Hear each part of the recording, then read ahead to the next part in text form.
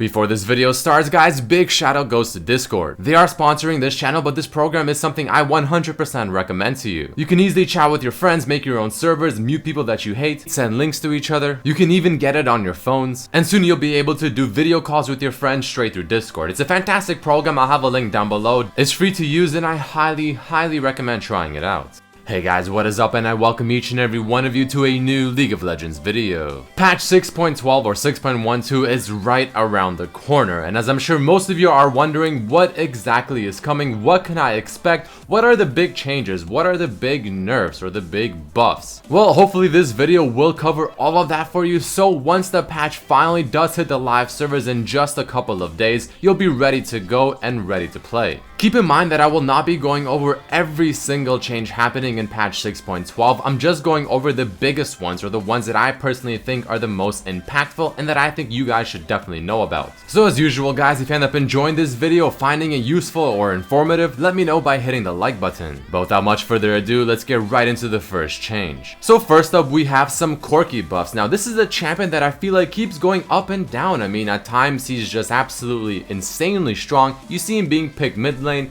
bot lane, almost every single game. Or other times, as we have seen recently, you don't really see him anywhere. I mean, he's just simply non-existent. Well, I feel like the buffs given to him this patch are going to be enough to really bring him back into the meta and make him much more of a popular pick. So what's happening? Well, his W cooldown is being lowered, especially at the lower ranks. However, somewhat oddly enough, at the higher ranks, so for instance rank 5, it is actually getting a higher cooldown than currently on rank 5. But the reason I think this is a big buff is because, well, I mean, you obviously max W last on Corki, and the way you want to use it usually in the laning phase is either for maybe an engage to go for the kill, or usually you want to use it for a disengage or when you're getting ganked. So having 6 seconds lower on the cooldown of the W ability to use it during the laning phase is, in my opinion, fantastic. And especially in solo queue, laning phase is extremely important because it sets the pace of the game. But on top of this, his E ability is also getting buffed. Now this is something you usually want to max second, but as you are maxing it, it's slowly going to be getting more and more damage compared to the current live Corki. But something very interesting to note is the fact that the damage increase on his E ability at rank 4 is much more of a significant difference in terms of a buff than rank 5 compared to the live servers. So we might even be seeing some Corkis max his E ability up to maybe rank 3 or even rank 4 before maxing out the Q next. But to make things even better, the shred provided by his E ability will now be hitting its maximum stacks twice as fast. And this being somewhat of a tanky meta, obviously this is a big buff because getting these resistances lowered sooner is much better. All in all, I'm definitely expecting to see many more Corkis being played in patch 6.12, and I am very curious to see as to how people will now max Corki's abilities again, since his E ability has that kind of weird interaction in terms of how much damage has increased at what rank.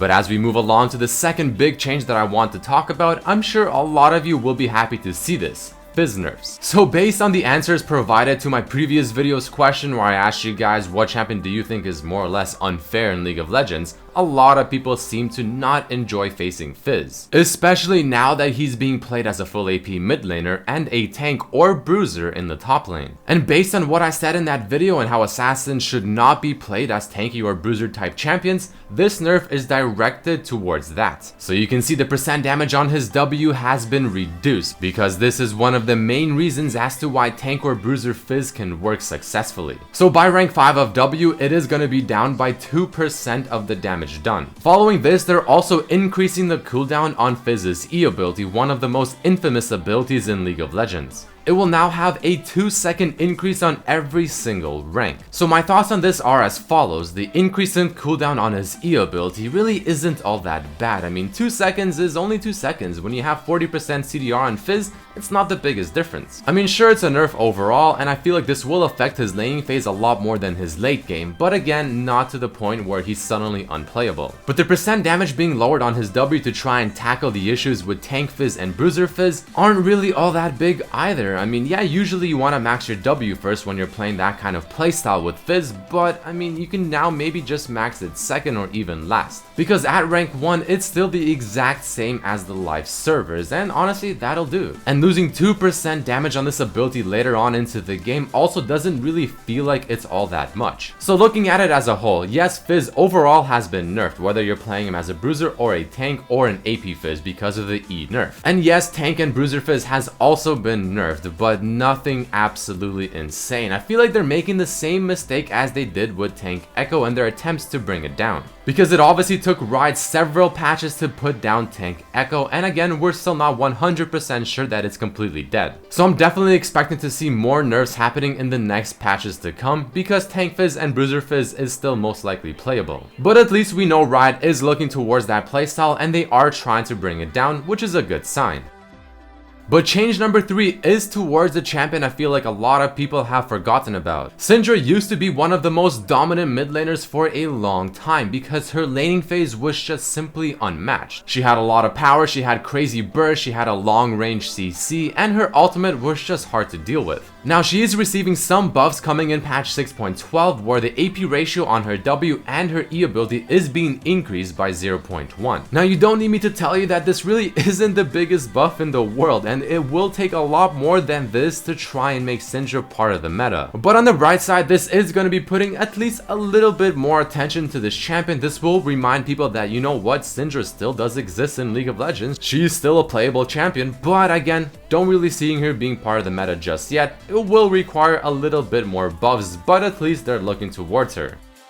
The next big change that I want to discuss with you guys about are the changes happening to the ADC items. So the ADC role has always been somewhat of a questionable role. I mean, at times it's considered to be among the most dominant roles and it's just the best way to climb. Other times it's quite the opposite. And at the very moment with the tank meta and the bruiser assassin, tank assassin type meta that's just kind of obnoxious overall, the ADC mains have been begging for mercy, and luckily for them, Riot is showing some. So what's happening? Well, a bunch of ADC items are getting buffed. So you can see the Essence Reaver, the Infinity Edge, and even the Lord Dominic's or the Mortal Reminder are all getting their AD increased by 10, so to 70 from 60. Now this doesn't really seem like a whole lot when you just look at it, but keep in mind that all 3 of these items are potentially items you would get on an ADC, and I mean all 3 of them. For instance, Jhin, he's known to get Essence Reaver, he's known to get Infinity Edge, and with the tank meta being very strong, chances are you'll be getting one of the armor penetration items. Or someone maybe like Lucian going Essence Reaver with Infinity Edge, probably like Static Shiv, and a Lord Dominic's will also increase your overall AD gained by 30 just from getting the items you would already normally get. But I know some of you are saying, but that's not really what Lucian builds anymore. Well, we'll get into that in just a bit. Because before that, we also have a change happening to the Bilgewater Cutlass. This one is getting its price lowered by 150 gold.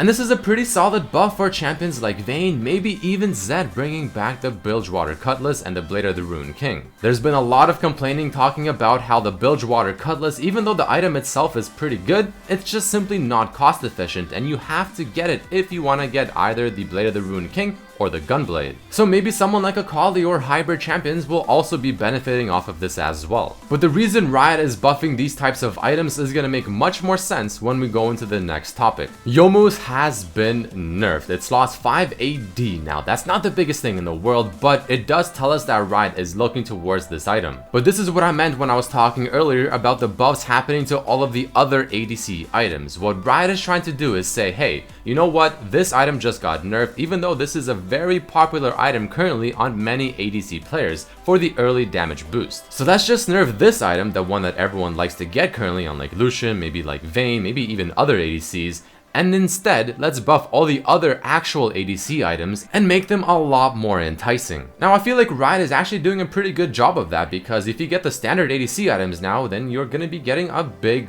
bonus. But if you still choose to go for Youmuu's into Black Cleaver, you are gonna be lacking a bit of damage now compared to what you can be getting if you go the standard ADC build path. But there's something else that I want to talk about. Now in my opinion and my assumption is the fact that Riot is doing this again strictly for the ADC champions, but this is also indirectly nerfing champions like Zed, champions like Talon, Rengar, Pantheon, even Shaco. All of these champions love Youmuu's. I mean, it's just part of their kit. It's a core item and they use it almost every single game. So in my opinion, they're getting indirectly nerfed, which kind of does suck. I mean, I highly doubt that they're trying to nerf these champions because, well, they're not really all that good right now. Zed's win ratio is very, very low. Rengar isn't really seen all that often, neither is Pantheon. Same with Talon. It kind of sucks, but it is what it is.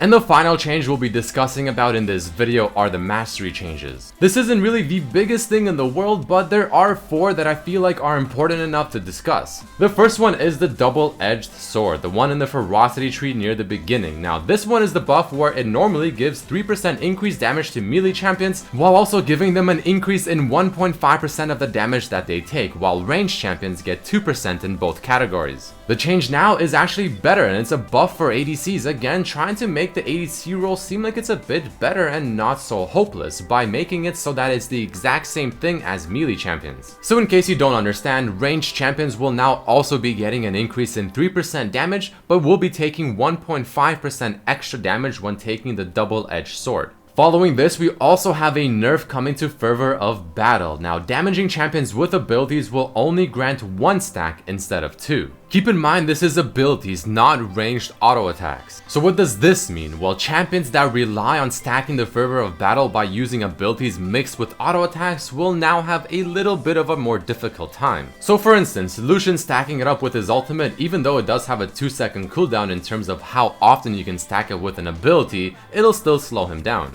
Maybe champions like Irelia, Jax, or even Riven. Again, all of these champions do rely on a mix of auto attacks with abilities to get the Fervor of Battle to its maximum stacks as soon as possible. Now this isn't really the biggest nerf in the world, and it's probably not that big of a difference, but it is something to mention, and it is a nerf regardless. Next up, we have a change happening to the natural talent buff, the one in the ferocity tree as well. This is the one where it offers you both AP and AD as the game goes on and on and on. Now, the way natural talent currently is on the live servers, it's pretty damn bad. I mean, it's really just simply not that good. But now if you take it, you'll get a bit of base AP and base AD, while on top of also having it scale up towards level 18. Now, the overall values in terms of how much AP and how much AD you're getting at level 18 does not change. But now that you get a flat 2 AD and 3 AP at 5 out of 5 ranks in this mastery is just simply better. It'll be a lot more useful in the laning phase, and it definitely feels much more tempting. And finally, we have a change happening to Grasp of the Undying. It'll now deal 3% of your maximum HP as damage, but only heal for 1.5%.